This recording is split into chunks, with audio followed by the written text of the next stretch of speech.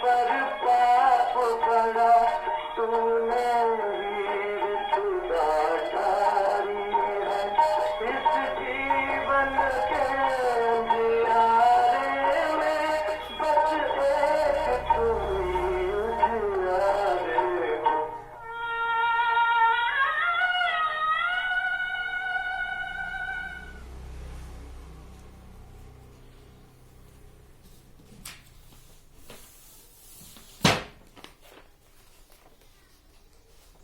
ओम शांति। बाबा good morning. आज बाबा के 8 फरवरी 2021 के महावाक्य हैं।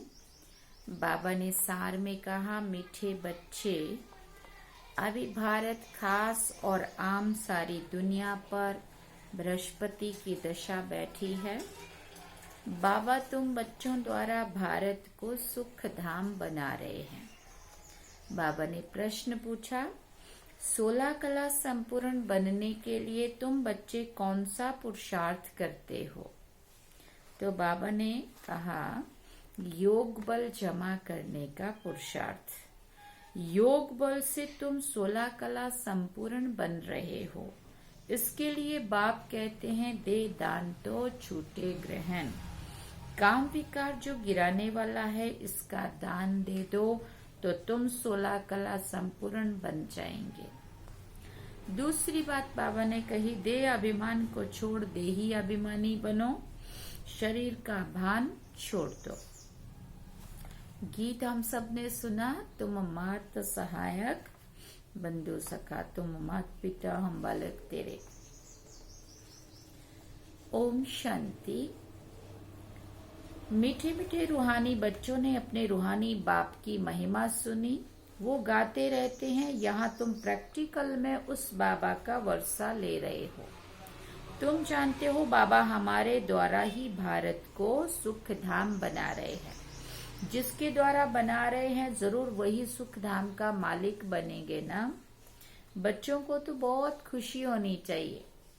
बाबा की महिमा अपरम अपार है, उनसे हम वर्षा ले रहे हैं।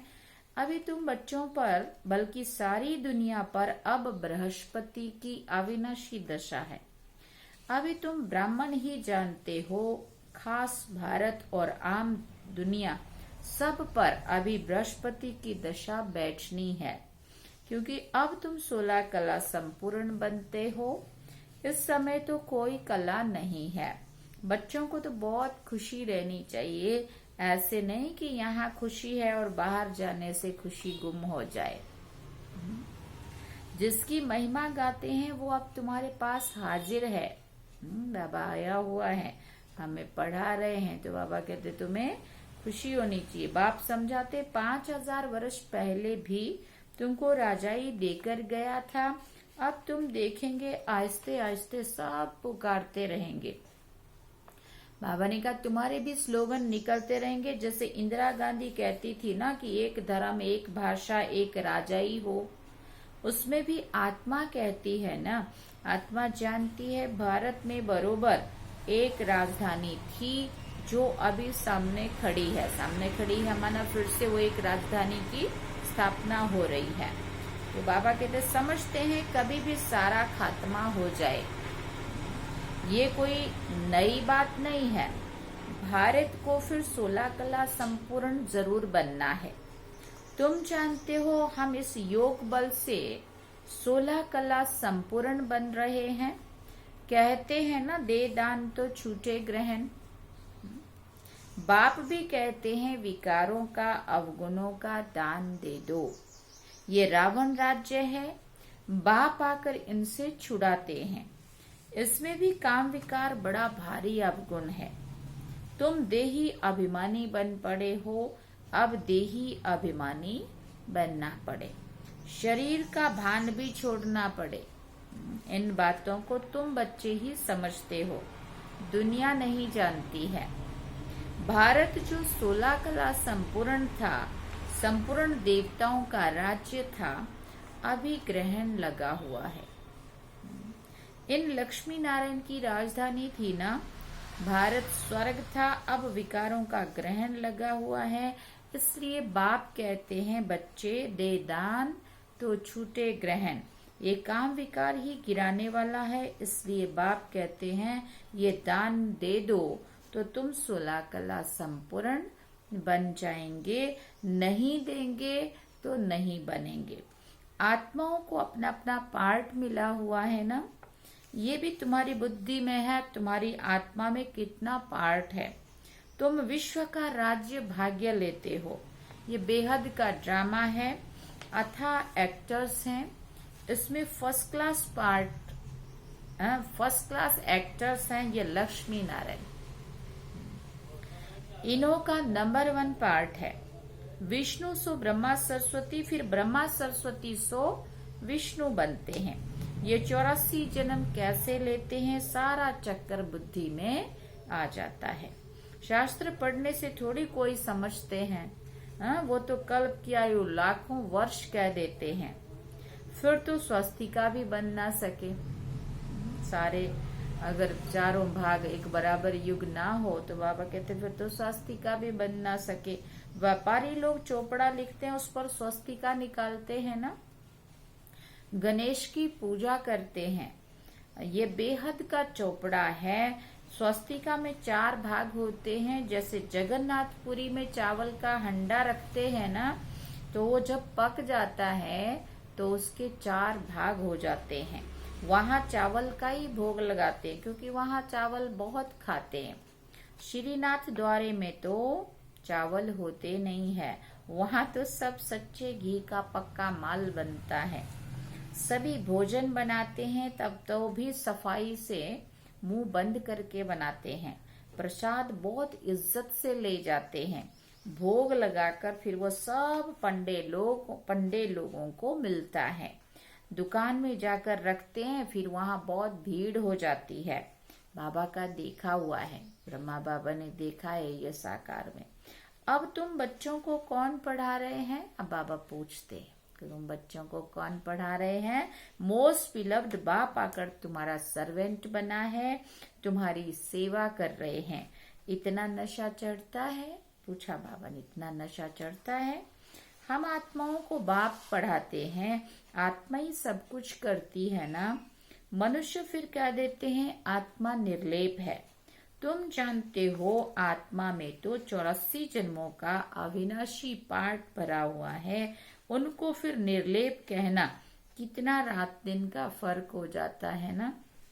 ये जब कोई अच्छी रीति मास 1.5 मास बैठकर समझे तब ये पॉइंट्स बुद्धि में बैठे।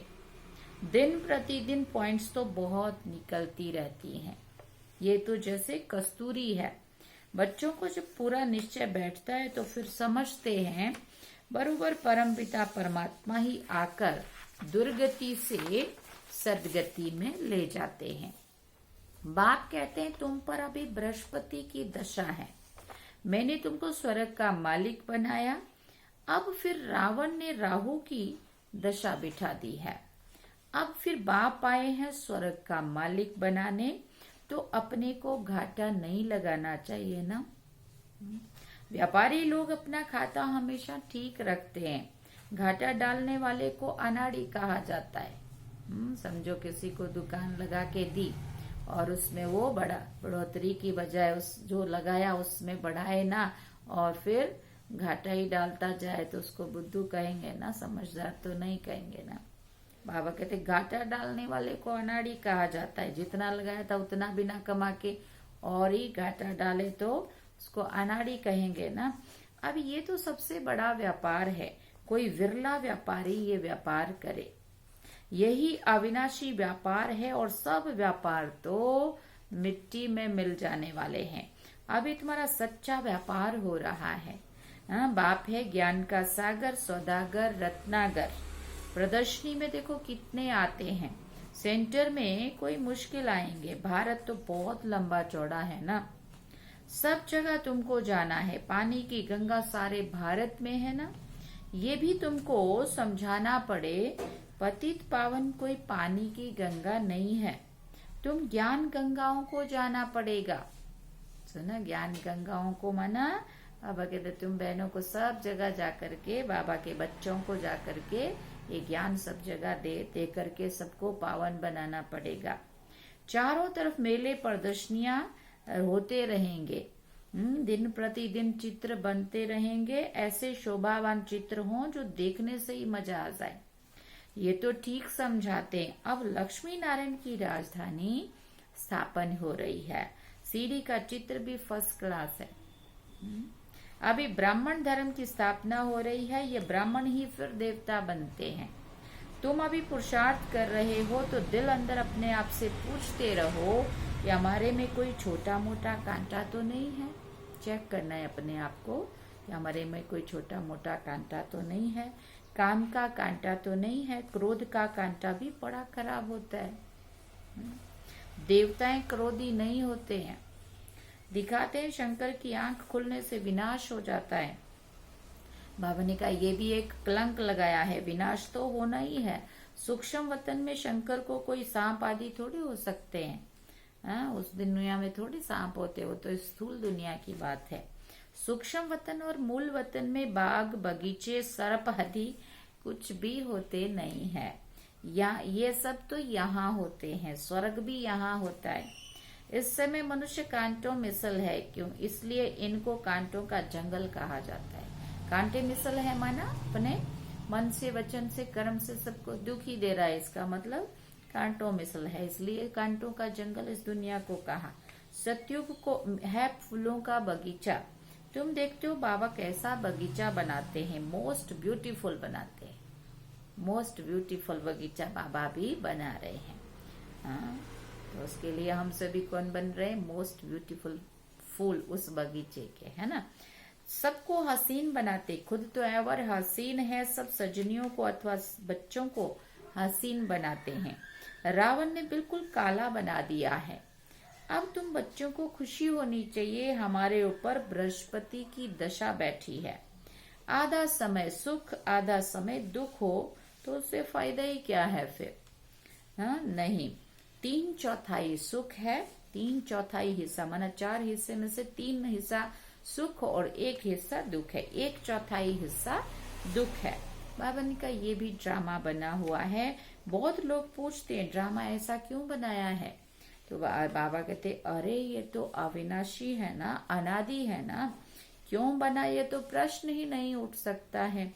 ये अनादि अविनाशी ड्रामा बना हुआ है, बनी बनाई बन रही, अब कुछ बननी नहीं, किसी को भी मोक्ष नहीं मिल सकता। तो ये अनादि सृष्टि चली आती है, चलती रहेगी, प्रलय होती नहीं है। बाप नई दुनिया बनाते परंतु उसमें गुंजाइश कितनी है। जब मनुष्य पतित दुखी होते हैं तब बुलाते हैं।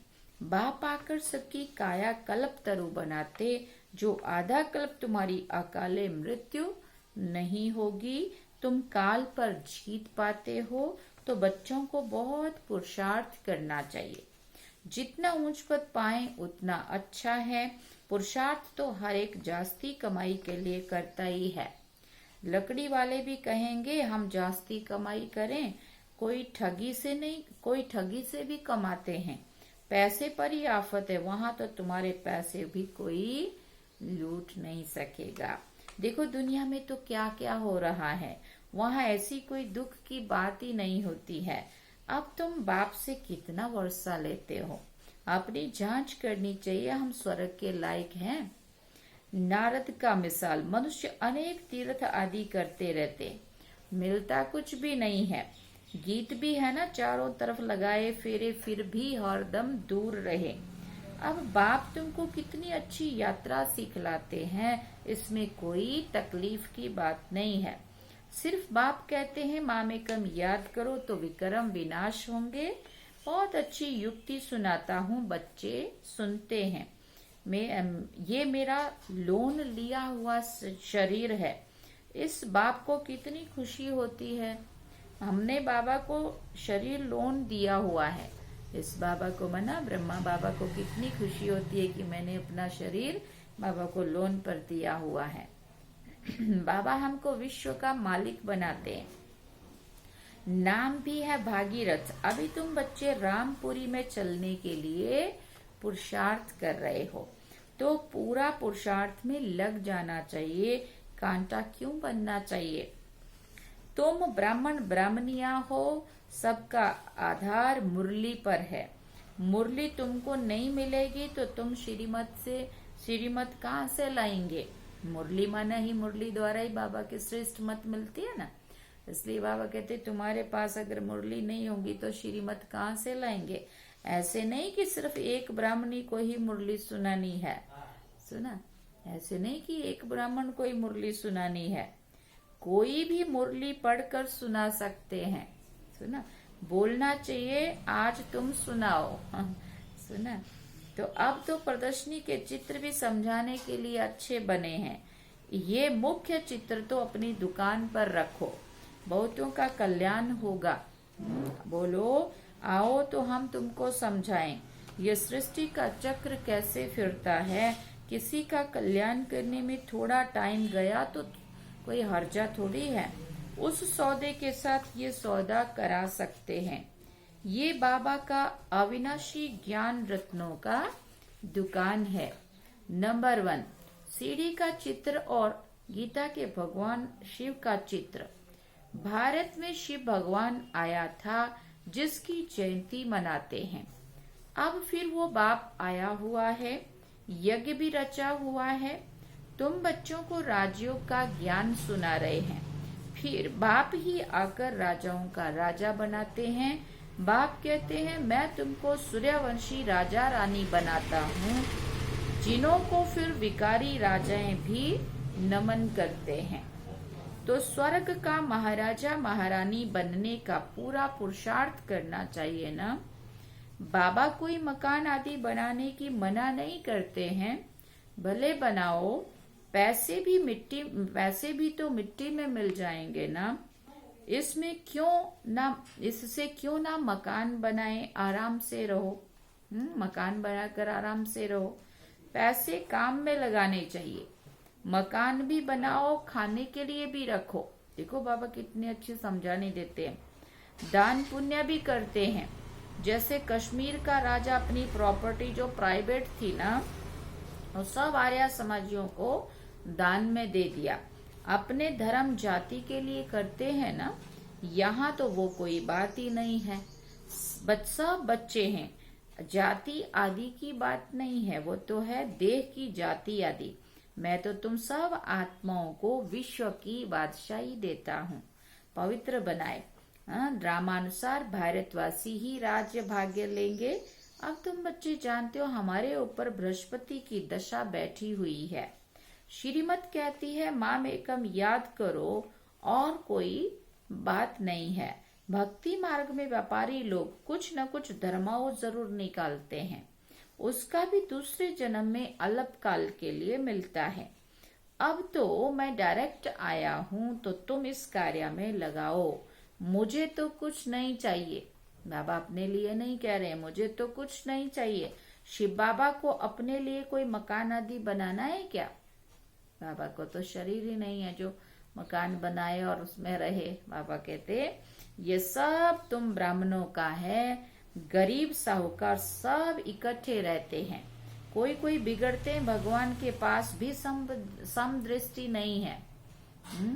कुछ लोग जो नहीं समझते हैं ना, तो वो फिर इसका भी विरोध करते हैं कि बाबा के घर में भी एक जैसा नहीं रखते हैं सबको। अमीरों को तो अच्छा रूम देते हैं, गरीबों को तो ऐसा नहीं देते। परंतु ऐसा नहीं होता है। बाबा कहते वो लोगों को इसलिए देना पड़ता है कि वो बाबा के घर आए, क्योंकि घरों में बहुत ऊंचे हाई फाई रहे होते हैं और वहां उनको जैसे तैसे रखते तो उनकी मानसिक स्थिति बिगड़ती है। तो उनको थोड़ा सुविधा कुछ ऐसी मिले ताकि वो अपनी मन की स्थिति सही रख के अच्छा पुरुषार्थ कर पाए, इसलिए देना पड़ता है। बाबा कहते कोई लोग बिगड़ते हैं कि भगवान के पास भी समदृष्टि नहीं है। हाँ, अब जो बाबा के बच्चे समझदार हैं उनको तो कहाँ भी दे दो, कैसे भी दे दो, हर हाल में रहना सीखते हैं। परंतु कुछ लोगों का ऐसा नहीं होता है तो उनके लिए देना भी पड़ता है। कोई को महल में, कोई को झोंपड़ी में रखते हैं। शिव बाबा को भूल जाते हैं। शिव बाबा की याद में रहें तो कभी भी कोई ऐसी बात ना हो। सबसे पूछना होता है, देखा जाता है ये घर में ऐसा आराम से रहता है तो वो सब प्रबंध देना पड़े। इसलिए कहते हैं कि सबकी खातिरी करो, कोई भी चीज ना हो तो मिल सकती है। बाबा का तो बच्चों पर लव रहता है, इतना लव और कोई का रह ना सके। बच्चों को कितना समझाते हैं, पुरुषार्थ करो, औरों के लिए भी युक्ति रचो। इसमें चाहिए 3 पैर पृथ्वी के, जिसमें बच्चियां समझाती रहें। कोई बड़े आदमी का हाल हो, हम सिर्फ चित्र रख देते हैं, 1-2 घंटा सुबह शाम क्लास कराकर चले जाएंगे। हाँ, सारा खर्चा हमारा, नाम तुम्हारा होगा, तुम आकर कौड़ी से हीरे जैसा बनेंगे। अच्छा, मीठे मीठे सिकिल दे बच्चों प्रति माता पिता बाप दादा का याद प्यार और गुड मॉर्निंग। रूहानी बाप की रूहानी बच्चों को नमस्ते। हम रूहानी बच्चों की भी रूहानी माता पिता बाप दादा को दिलवा जान सिकवा प्रेम से याद प्यार गुड मॉर्निंग नमस्ते। थैंक्स बाबा जी। अब धारणा के लिए मुख्य सारे जो भी अंदर में कांटे हैं उनकी जांच कर निकालना है। रामपुरी में चलने का पुरुषार्थ करना है। दूसरी बात, अविनाशी ज्ञान रत्नों का सौदा कर किसी का भी कल्याण करने में समय देना है। हसीन बनना और बनाना है। वरदान में बाबा ने कहा, फुल स्टॉप द्वारा श्रेष्ठ स्थिति रूपी मेडल प्राप्त करने वाले महावीर भव। इस अनादि ड्रामा में रूहानी सेना के सेनानियों को कोई मेडल देता नहीं है, लेकिन ड्रामानुसार उन्हें श्रेष्ठ स्थिति रूपी मेडल स्वतः ही प्राप्त हो जाता है। ये मेडल उन्हें ही प्राप्त होता है जो हर आत्मा का पार्ट साक्षी होकर देखते हुए फुल स्टॉप की मात्रा सहज लगा देते हैं। बाबा ने स्लोगन में कहा, हर परिस्थिति रूपी पहाड़ को पार कर अपनी मंजिल को प्राप्त करने वाले उड़ता पंछी बनो। अच्छा, ओम शांति।